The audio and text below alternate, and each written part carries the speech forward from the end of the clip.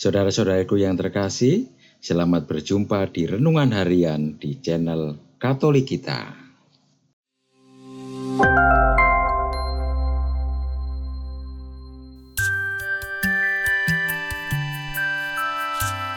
Hari ini, Rabu, 18 Desember 2024, Pekan Khusus Advent. Bacaan pertama. Bacaan diambil dari kitab Yeremia, bab 23, ayat 5 sampai dengan 8. Beginilah firman Tuhan. Sesungguhnya, waktunya akan datang, bahwa aku akan menumbuhkan tunas adil bagi Daud.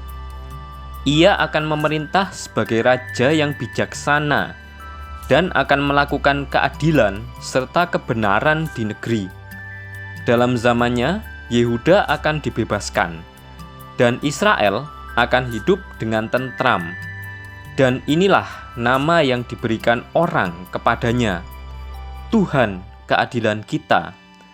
Sebab itu, beginilah firman Tuhan, waktunya akan datang, bahwa orang tidak lagi mengatakan, demi Tuhan yang hidup, yang menuntun orang Israel keluar dari tanah Mesir, melainkan, demi Tuhan yang hidup, yang menuntun dan membawa pulang keturunan kaum Israel keluar dari tanah utara dan dari segala negeri kemana Allah telah mencerai beraikan mereka.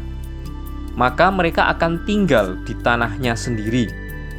Demikianlah sabda Tuhan. Syukur kepada Allah. Bacaan Injil.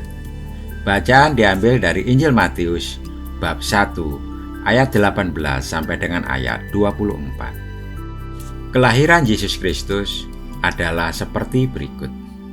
Pada waktu itu Maria ibunya bertunangan dengan Yusuf. Sebelum mereka hidup sebagai suami istri, ia didapati mengandung dari Roh Kudus. Karena Yusuf suaminya seorang yang benar dan tidak mau mencemarkan nama istrinya di depan umum, ia bermaksud menceraikannya dengan diam-diam.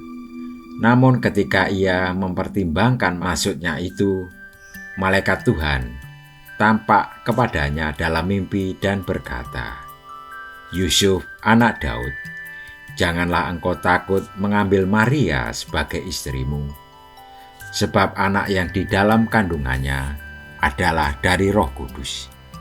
Ia akan melahirkan anak laki-laki, dan engkau akan menamakan dia Yesus, karena dialah yang akan menyelamatkan umatnya dari dosa mereka." Hal itu terjadi supaya genaplah yang difirmankan Tuhan oleh Nabi. Sesungguhnya anak darah itu akan mengandung dan melahirkan seorang anak laki-laki, dan mereka akan menamakan dia Immanuel, yang berarti Allah beserta kita. Sesudah bangun dari tidurnya, Yusuf berbuat seperti yang diperintahkan malaikat Tuhan itu kepadanya. Ia mengambil Maria sebagai istrinya. Demikianlah sabda Tuhan. Terpujilah Kristus.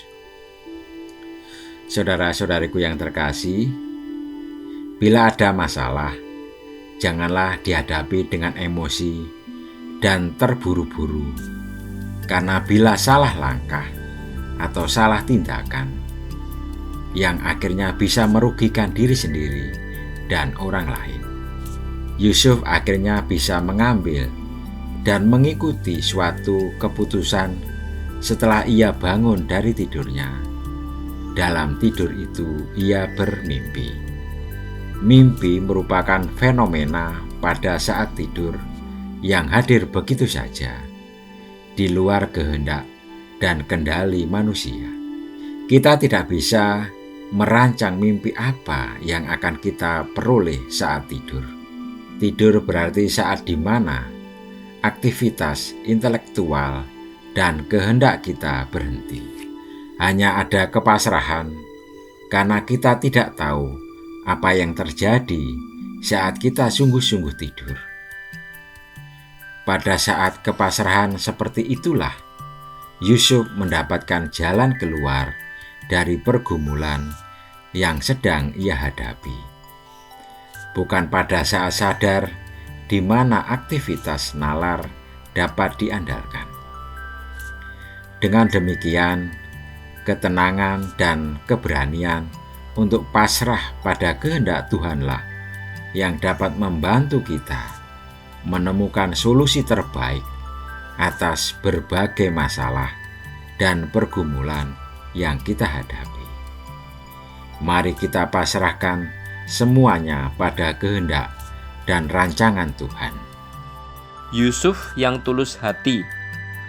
Bacaan Injil diambil dari Matius bab 1 ayat 16, dilanjutkan ayat 18 sampai dengan 21, dilanjutkan ayat 24, memberitahu kita bahwa Yusuf tulus hati, yaitu orang yang beriman, yang menghayati iman. Yusuf adalah orang yang beriman, oleh karena itu ia tulus hati. Bukan hanya karena ia percaya, tetapi juga karena ia menghayati iman ini. Seorang yang tulus hati. Ia dipilih untuk mendidik seorang yang sungguh manusia, tetapi juga sungguh Allah. Seorang Allah manusia diperlukan untuk mendidik orang seperti itu, tetapi tidak ada seorang pun yang seperti itu. Tuhan memilih dia yang tulus hati, orang yang beriman, orang yang mampu menjadi manusia dan juga mampu berbicara dengan Allah, mampu memasuki misteri Allah. Inilah kehidupan Yusuf, menghayati profesinya, hidupnya sebagai manusia dan masuk ke dalam misteri Allah. Seorang yang mampu berbicara dengan misteri Allah, mampu berbincang-bincang dengan misteri Allah. Kita pun diajak untuk menjadi tulus hati seperti Yusuf. Sudahkah kita tulus hati? Sumber Homili Paus Fransiskus 19 Maret 2020. Marilah kita berdoa. Ya Tuhan, hidup kami penuh dengan pergumulan dan masalah. Bantulah kami menghadapi dan menyelesaikannya. Amin. Saudara-saudaraku yang terkasih, terima kasih atas kebersamaannya di dalam renungan harian ini. Kita akan berjumpa kembali di renungan harian berikutnya. Berkah dalam.